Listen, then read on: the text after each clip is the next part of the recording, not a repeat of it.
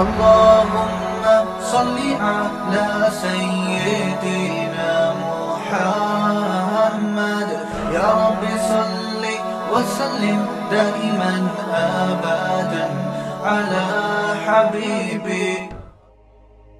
قرآن کو کیوں مانتے ہیں؟ وجہ اس کی ہے کہ ہمارے پاس اللہ کی ہدایات کے کو سمجھنے کے لیے، جاننے کے لیے قرآن کے علاوہ کوئی آپشن ہے ہی نہیں، کوئی ہے ہی نہیں. تو ہم کہاں سے پتہ چلے گا کہ ہمیں کہ خدا کیا کہتا ہے؟ اللہ نے کسی اور کو پنپنے ہی نہیں دیا ہے تاکہ لوگوں کو اس معاملے میں کنفیوژن نہ. دو کتابیں ہوتی نا، دونوں کتابیں ہوتا ہے، یہ اللہ کی ہے، دوسری کہہ رہی ہے یہ اللہ کی.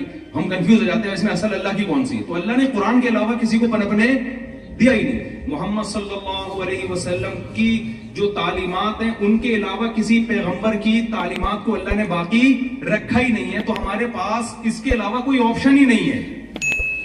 اور یہ اللہ نے ہم پر احسان کیا تاکہ لوگ اس معاملے میں کنفیوز نہ ہو. بات ایک ہی ہو، بھئی یہی ہے، اس کے علاوہ تمہارے پاس کچھ بھی نہیں ہے. تو اب میں آپ سے عرض کرتا ہوں، دیکھو بس بات کو میں سمیٹ کے ختم کر رہا ہوں، پھر سوال جواب کا موقع دوں گا آپ کو.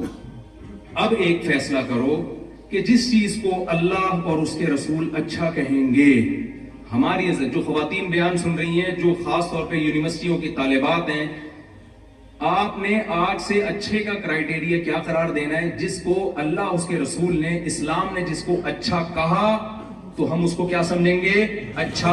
اور وہ کوالٹی جس میں ہوگی اس بندے کو ہم کیا کہیں گے؟ اچھا. سمجھتے ہو؟ اگلا اسٹیپ کیا ہے؟ جس چیز کو اللہ نے برائی کہا ہم اس کو کیا سمجھیں گے؟ برائی. ہاں، وہ برائی جس میں ہوگی اس کے بارے میں خاموش رہیں تو زیادہ اچھا ہے. کیونکہ اگر میں یہ کہہ دوں نا اس کو برا سمجھیں گے تو ہمارے یہاں اس کا لوگ غلط فائدہ اٹھا کے تو بھی برا ہے، تو بھی برا ہے، تو بھی برا ہے، تو بھی ادارے اسلام سے. یہ ٹینشن کی آپ کو ضرورت نہیں ہے. یہ اللہ قیامت کے دن جو اچھا ہوگا برا ہوگا خود ہی کر دے گا. ہمیں اپنے گریبان میں جھانک کے اپنے آپ کو اچھا بنانے کی ضرورت. اب میں قرآن کے موٹے موٹے بیسک احکام آپ کو بیان کرتا ہوں. آپ سب نے یہ نیت کر لینی ہے، ہم نے اس معیار پہ پورا اترنا ہے اور اپنے آپ کو قرآن کی ان آیتوں کے مطابق ہم نے اپنے آپ کو ڈھالنا ہے. سمجھتے ہو؟ اور وہ نیچر سے ہٹ کے نہیں ہے، کوئی عجیب و غریب قسم کی تعلیمات نہیں ہے کہ آپ کہیں یار یہ تو نیچر کو اپیل ہی نہیں کرتی. دیکھو اگر قرآن حکم دیتا کہ والدین کے ساتھ بدتمیزی کیا کرو، بڑا مشکل کام ہو جاتا نا. کیا خیال ہے بھائی؟ قرآن کہتا بڑھاپے میں والدین کو آپ اوڑھ ہاؤس میں ڈال کے آ جاؤ، مشکل ہو جاتی نا. قرآن نے کیا کہا؟ قرآن کہتا ہے رشتہ داری توڑو، مشکل کام ہو جاتا ہے. یار میرا بھائی ہے، میری بہن ہے، میری اماں، میرے ابا، میں کیسے رشتوں کو توڑوں؟ قرآن کہتا اسٹیٹ کے جو لاز ہیں اس کے خلاف چلو، تو آسان ہوتا مشکل ہوتا؟ کیا زبردست دین اللہ نے دیا. اللہ نے کہا فطرت اللہ التی فطر الناس علیہا، جو تمہاری نیچر ہے میں اسی پہ دھکا دینا چاہتا ہوں، تمہیں اسی پہ چلو. اور نیچر کیا ہے؟ نیچر یہ ہے جھوٹ مت بولو. کیا بولو پھر بھائی؟ سچ بولو. ہم کہتے ہیں نہیں، جب تک طبیعت سے دو نمبر ہی نہیں ہو نا، باتوں کو گھمایا نہ جائے، اس وقت تک ہم سوسائٹی میں سروائیو کر نہیں سکتے. جھوٹ بول کر وقتی فائدہ اٹھایا جا سکتا ہے. جیسے ہیروئن اور چرس پی کے تھوڑی دیر کے لیے انسان ریلیکس ہو جاتا ہے اور وہ بیوقوف سمجھتا ہے کہ میری ٹینشن ختم ہو گئی. اسے پتا نہیں ہے کہ تو نے ٹینشن کی دنیا میں اپنے آپ کو ہمیشہ کے لیے دھکیل دیا ہے. وہ جرمنی ہے نا، تو یہاں کا ایک واقعہ ہے کہ ہمارے میرے شاگرد یہاں پڑھ کر گیا، تو مجھے کہہ رہا تھا کہ میں نے پنجاب کی نا کوئی ویڈیو دکھائی، اس میں شادی میں وہ لوگ ناچ رہے ہیں. کوئی شادی تھی، وہ بھنگڑا ڈال رہے ہوتے ہیں نا لوگ، تو ناچ رہے ہیں. تو اس گورے نے کہا کہ یار یہ لوگ پیتے پیے ہوئے بھی ہیں؟ اس نے کہا نہیں پیے ہوئے نہیں، بغیر پیے ناچ رہے ہیں. اب اتنے تو ہم ماڈرن نہیں ہوئے نا. تو وہ گورے نے کہا یار یہ بغیر پیے اتنے خوش کیسے ہیں؟ یہ بغیر پیے، شراب پیے بغیر اتنے خوش کہ شادی میں ناچ رہے ہیں، تو یہ کیسے ہیں یار؟ اس کو بڑا تعجب ہو رہا تھا کہ شراب پیے بغیر بھی یہ خوش رہ سکتے ہیں. تو میں نے اس سے کہا جب دوبارہ جرمنی جانا ہو نا تو میں خود آ گیا. تو گورے کو بتائیں کہ بہت سے لوگ ہمارے ایسے بھی ہیں جو بغیر ناچے بھی خوش ہیں. یہ جو پنجاب کا انہوں نے جس کلچر کو دکھایا، ان کو خوش رہنے کے لیے کم از کم ناچنا ضروری تھا. پینے تک کی سٹیج تک یہ ابھی بولو نہیں پہنچے. اتنا نہیں کہ پینا پلانا شروع کر دیں، ناچنے کی حد تک. لیکن ہماری سوسائٹی میں بہت سے ایسے بھی ہیں جو ناچے بغیر بھی کیا ہیں، خوش ہیں. وجہ کیا ہے؟ جب آپ نیچر پہ چلو گے، فطرت پہ چلو گے، آپ ٹینشن میں نہیں آؤ گے. تو جھوٹ بولنا یہ نیچر کے خلاف ہے، سچ بولنا یہ نیچر کا تقاضا ہے. سچ بول کے ایک دفعہ ٹینشن ہوتی ہے، ہمیشہ کی ٹینشن ختم ہوتی ہے.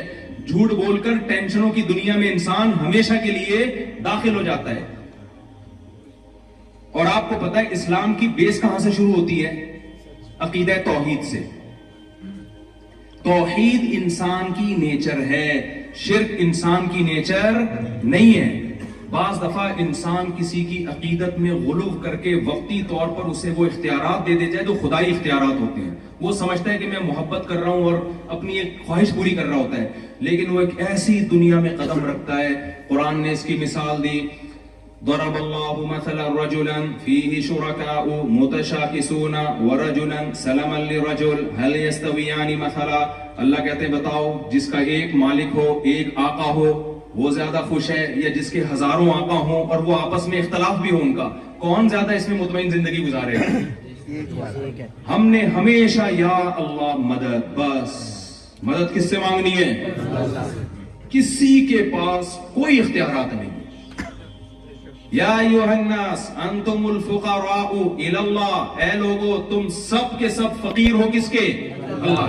نہ کسی پیغمبر کو اللہ نے اختیارات دیے، نہ کسی فرشتے کو اللہ نے اختیارات دیے، نہ کسی بزرگ کو اللہ نے اختیارات دیے، نہ کسی قبر والے کو اللہ نے اختیارات دیے. ابھی تو جرمنی میں پاکستانی آ رہے ہیں، دیکھنا یہاں روحانی علاج والے بھی آئیں گے. آ گئے ہیں بس. روحانی علاج والوں کے پاس آپ کی ٹینشن کا علاج نہیں ہے، وہ ٹینشن بڑھائیں گے آپ کی. سارے مسئلوں کا حل کس کے پاس ہے؟ یعقوب علیہ السلام کا بیٹا گم ہو گیا، کتنی ٹینشن میں. کبھی دیکھا کسی روحانی والے سے رابطہ کیا ہو، یار کوئی ذائچہ نکالو میرا بچہ ہے کہاں؟ دیکھا کوئی؟ بھائی نہیں کچھ کر سکتے، اللہ سے ساری زندگی دعائیں. مسلمان کے پاس ٹینشن کا سب سے بہترین علاج کیا ہے؟ اپنی فائل جو ہے وہ اللہ کے دفتر میں جمع کرنا. پھر جو بھی ہوگا بہتر ہی ہوگا ہمارے لیے، چاہے ہمیں غلط ہوتا ہوا نظر آ رہا ہو. انا للہ و انا الیہ راجعون جو دعا ہمیں سکھائی گئی ہے، یہ ایسی ٹینشن کا بہترین علاج ہے. بھائی ہم اللہ کے غلام ہیں، اس کی مرضی ہمارے ساتھ جیسا چاہے سلوک کرے، اور لوٹ کے ہم نے اسی کی طرف جانا ہے. اس نے ہمیں بتایا ہوا ہے کہ جب بھی یہاں تک حدیث میں آتا ہے ایک کانٹا بھی اگر تمہیں چبھتا ہے وہ تکلیف بھی ضائع نہیں ہوگی، اس کے بدلے میں اللہ تمہیں اجر دے گا، اس کا تمہارا گناہ معاف ہوگا. حدیث میں آتا ہے کہ اللہ تعالیٰ مسلمان جو بھی ایمان والے لوگ ہیں ان کو مصیبتوں میں ڈالتا ہے، پھر ان کو صبر کی توفیق دیتا ہے. حتی لقی اللہ طاہرا مطہرا، جب اللہ سے ملے گا نا سارے نیٹ کلین ہو کے اللہ کے پاس جائے گا وہ. تو خیر یہ میرا بھی ٹاپک نہیں ہے، میں تو جلدی سے ٹاپک کو سمیٹتا ہوں. تو پہلا اسلام کے جو آرڈر ہے وہ کیا ہے؟ عقیدہ ہے، بولو نا. تو توحید پہ کوئی کمپرومائز بولو نہیں، ہمیں خدا کے مانتے، بس سب کچھ اسی کے پاس ہے. اس کے بعد جو اسلام کی جو دوسرا جو رکن ہے وہ ہے 5 نمازیں. کتنی نمازیں میرے بھائی؟ آپ لوگوں کے لیے دیکھو، نماز ہر مسلمان کے لیے ضروری، آپ کے لیے ہم سے بھی زیادہ ضروری ہے، کیونکہ آپ ایک غیر مسلم ملک میں رہتے ہیں. اگر آپ کی مسجد کے ذریعے گیدرنگ نہیں ہوگی، حدیث میں آتا ہے بھیڑیا ہمیشہ اس بکری پہ حملہ کرتا ہے جو اپنے ریوڑ سے الگ ہو جائے. یہاں خواتین کا بھی مسجد میں انتظام کریں. مجھے نہیں پتا امام صاحب کا کیا مسلک ہے، وہ اس سے اتفاق کریں نہ کریں. دیکھو پہلے دور میں ٹھیک ہے، امام ابو حنیفہ رحمہ اللہ تعالیٰ کی رائے یہ تھی کہ خواتین کو مسجد میں نہ آنے دیا جائے. اس زمانے میں اختلاف تھا، کچھ صحابہ کی رائے یہ تھی کہ مسجد میں آئیں، کچھ کی رائے یہ تھی کہ مسجد میں نہ آئیں. وہ اپنی جگہ اختلاف ہے، لیکن امام حنیفہ اس دور میں ہوتے نا تو وہ بھی کہتے کہ اس دور میں عورت کو مسجد میں آنے کی اجازت، بولو نا کیا ہو گیا، دی جائے. وجہ اس کی ہے کہ اس دور میں کہیں بھی نہیں جا رہی تھی، انہوں نے کہا مسجد میں آنے میں فتنہ ہے. اب تو ساری ہر جگہ جا رہی ہے. وہ کراچی سے اڑ کے جرمنی آ گئی اور مسجد میں آنے میں کیا کہہ رہے ہیں، اس کو کیا ہوگا، فتنہ ہوگا. عجیب سی، میری کھوپڑی میں نہیں آتی ہے، پتہ نہیں آپ لوگ کی کوئی الگ ڈیزائن کی کھوپڑی ہو تو ایک الگ. وہاں پہ ہے دوسرا فلور، پہلا فلور سب مسجدوں میں انتظام ہونا چاہیے، کیونکہ ان کی اگر گیدرنگ نہیں ہوگی نا تو آہستہ آہستہ دین سے رشتہ ختم ہوتا چلا جائے گا. گیدرنگ ضروری ہے، یہ بہت اچھا ہے، تو اچھی بات ہے الحمدللہ. تو نماز تو پڑھنی ہی پڑھنی ہے، وہ تو اسلام کا حکم ہے نا بھائی. مفتی طارق مسعود صاحب کے بیانات سننے کے لیے youtube.com/مفتی طارق مسعود کو سبسکرائب کریں और अगर आप लाइव वीडियो को कभी भी मिस नहीं करना चाहते हैं तो सब्सक्राइब करने के बाद बेल आइकन पे क्लिक करना मत भूलें। जज़ाकल्लाह।